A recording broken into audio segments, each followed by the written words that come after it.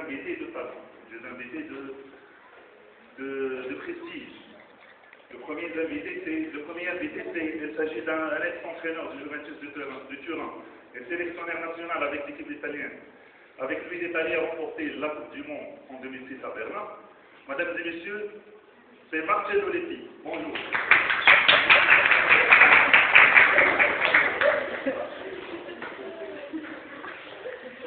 D'abord, je vous remercie de m'avoir invité.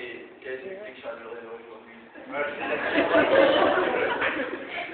Bon, je suis bien honoré d'avoir été l'entraîneur que vous avez choisi pour répondre à vos questions. Voilà, quel honneur, vous êtes parmi nous. Bon, pour le deuxième invité, il s'agit d'un ancien latéral gauche, ex-joueur milanais. Il jouait à l'Hellas Milan. Il a porté le brassard de capitaine avec l'équipe de l'AC Milan pendant 10 ans. Mesdames et messieurs, nous sommes avec Paolo Maldini.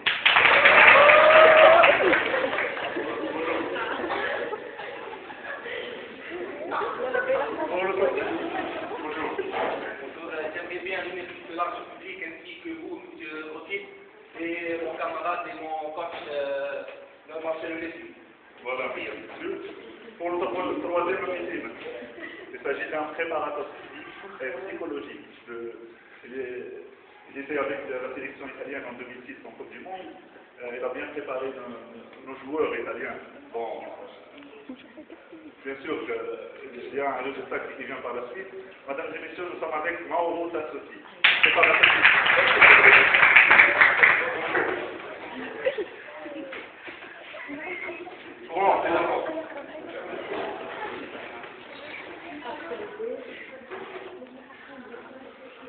Bien sûr, mesdames et messieurs, vous pouvez jouer avec nous. Bon, pour répondre à la question vous pouvez jouer avec nous. Et répondre à la question, c'est quel est le joueur qui a remporté le Ballon d'Or en 2006? Bon, c'est un joueur italien. Je vous donne 3 propositions, c'est Alessandro Nesta, ou Paolo Cannavaro ou Zinedine Zidane. Bon, vous pouvez répondre par SMS au 3250 ou bien vous pouvez rejoindre notre site internet sportevénement.fr. Bon, pour bien commencer, j'aimerais bien poser la première question au bien sûr, à l'ancien entraîneur. Vous voulez bien me piéger. Non. Même étant monsieur Maldini à mes côtés. C'est mon confrère qui doit l'équipe. Non, bien sûr, monsieur Maldini, il était sous votre houlette. C'est une question de prestige. L'entraîneur vient avant ses joueurs. Bon, commençons par la première question. Quels sont les critères, monsieur Marcello, quels sont les critères qui rentrent en jeu? C'est-à-dire quels sont les critères qui font qu'un joueur est professionnel? Comment le joueur devient professionnel? Comment vous allez choisir? Vous allez choisir les critères de sélection sur lesquels je choisis un joueur. Voilà, exactement. D'abord, en me référant à ma carrière professionnelle, j'ai toujours mis au point 3 critères essentiels. Tout d'abord, l'attitude du joueur. C'est-à-dire qu'un joueur ne doit pas être turbulent, ne doit pas être très nerveux. Son comportement, son attitude dans le terrain doit être la même ailleurs, en dehors du terrain. Deuxièmement, la technique, qui joue un rôle très important, la technique. Voilà. Un joueur sur le terrain doit, par exemple, trouver une solution à des situations, c'est-à-dire individuellement, il doit s'en sortir. C'est la technique qui joue un rôle très important. C'est-à-dire que si on trouve un joueur qui est extra fort en côté attitude, et qui est un peu feignant, qui est un peu... Je pense que ça ne vous intéresse pas. Non, du tout. Il faut qu'il y ait un mélange de tout. Une belle attitude et une bonne technique en même temps. Et troisièmement, c'est l'intelligence. Un joueur doit être très intelligent. Il ne doit pas juste se contenter de passer et de recevoir le ballon. Il doit avoir, comment dirais-je, il doit dire dans les pensées, la lecture du jeu. Il doit dire ce que l'autre joueur pense. Par exemple, s'il va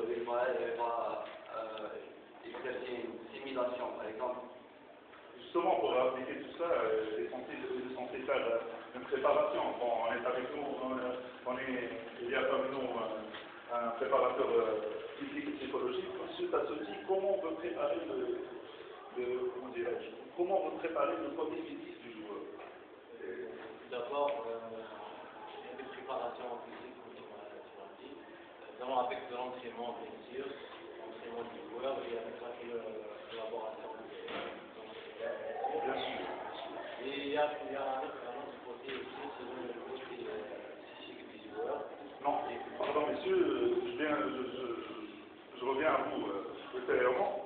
Vous venez de parler de côté psychique. Psychique. Bon, monsieur Maldini, bonjour. Bon, monsieur Maldini, je vais revenir à la suite de cet atelier, parce que je viens de parler du côté psychique, bien, il a bien parlé du côté physique, et bien sûr avec la collaboration de l'entraîneur et de bien appliquer comment dirais-je, bien appliquer le tactique, bien sûr, le tactique du jeu. Monsieur Maldini, comment le joueur peut ajouter au temps? C'est-à-dire de l'âge de 5 ans, je ne sais pas, dans les écoles, et après 10 ans, après 15 ans, comment le joueur pourra être au top? Voilà. Pour être au top, n'est pas facile. Bien sûr. Il faut respecter des règles et des conseils de l'entraîneur. Et puis, ensuite, le joueur doit donner quelque chose de plus qu'il n'est pas donné par rapport à un autre joueur.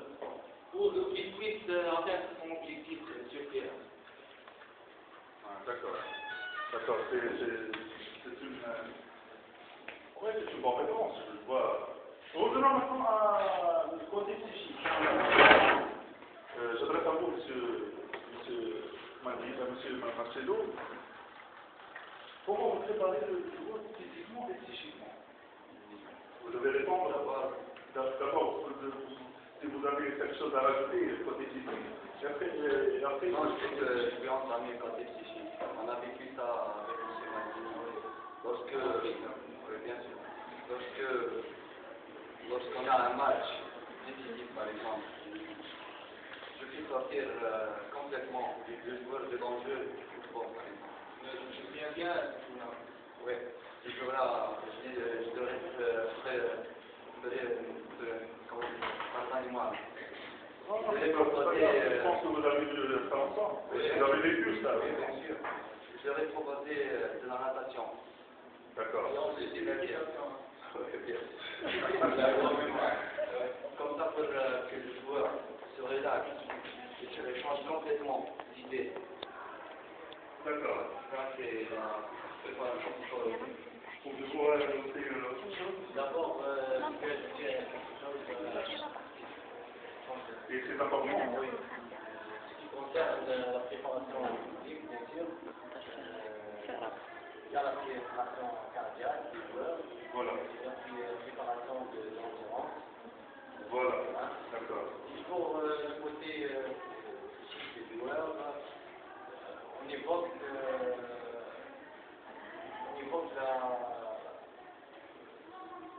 comment dire, La nostalgie, non? oui, la nostalgie des Ouais, joueurs. bien sûr, c'est Pour les motiver, oui.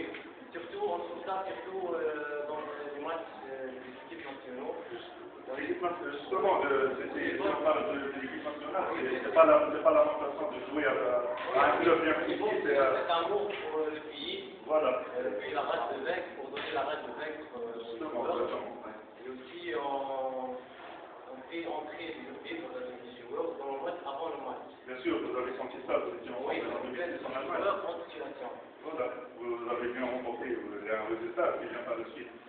Vous avez remporté ensemble le trophée mondial, c'est la Coupe du Monde 2006, c'est la 4e Coupe du Monde. Monsieur Maldini, il y a une expression qui dit c'est facile d'arriver au top, mais c'est pas facile de rester au top. Comment le joueur peut rester au top, peut rester toujours titulaire, bien convaincre son entraîneur, appliquer le schéma tactique de... on sait bien que le joueur, avant la rencontre, il vit une impression. Une pression, quand il doit tuer cette pression, Bien sûr, sur le terrain, il n'y a pas de tacle, il n'y a pas de mauvais coup. Bien sûr, voilà. Mauvais coup. Et ensuite, il va y avoir un bon esprit de jeu. Ça reste toujours une simple rencontre, mais quand même. L'intelligence du jeu. Ensuite, la discipline avant tout. Monsieur Rocher, la discipline, puis l'intelligence du jeu. Ça veut dire Sur votre entraîneur, c'est moi qui l'ai enseigné cela. Oui. Bien sûr. Oui. C'est l'intelligence du jeu et la discipline. Et voilà. Monsieur Loïc,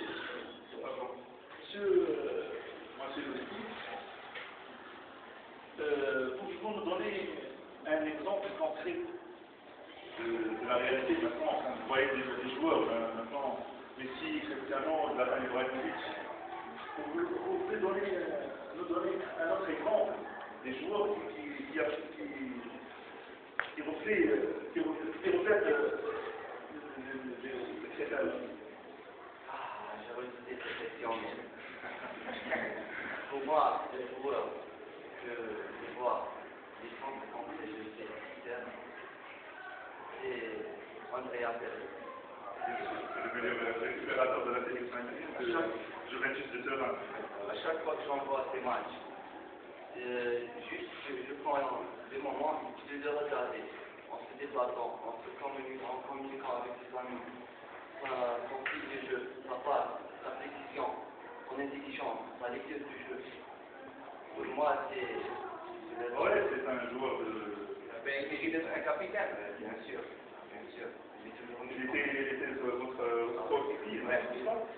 Vous avez joué ensemble. Et aussi de joueurs que je défends, de leader, et qui a une mauvaise attitude, c'est bien sûr celui qui a fait la faute dans l'église. C'est Materazzi. Voilà. Bien sûr, avec des insultes. Ça,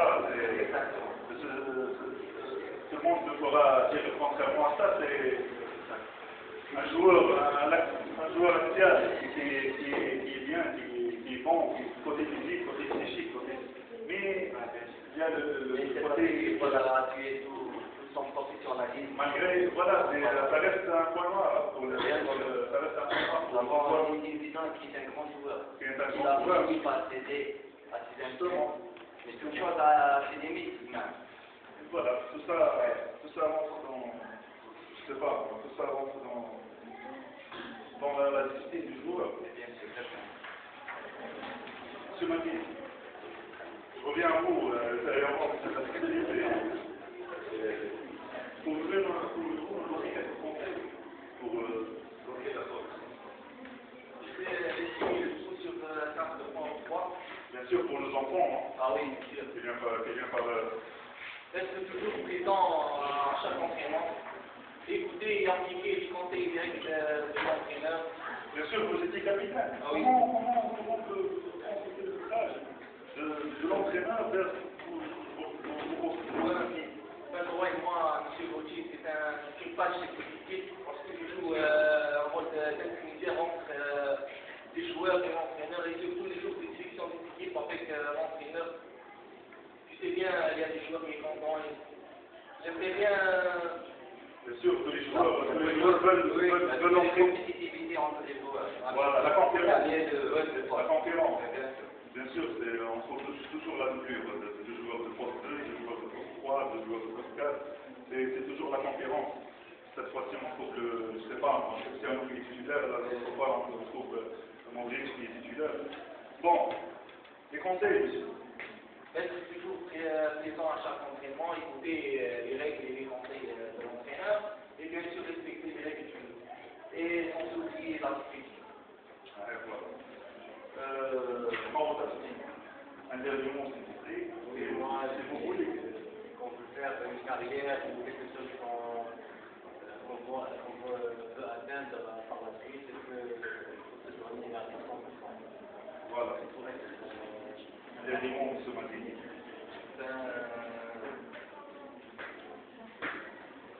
On fait le tour du table. Il faut toujours respecter l'enfant. Bien sûr. Et je crois que c'est pas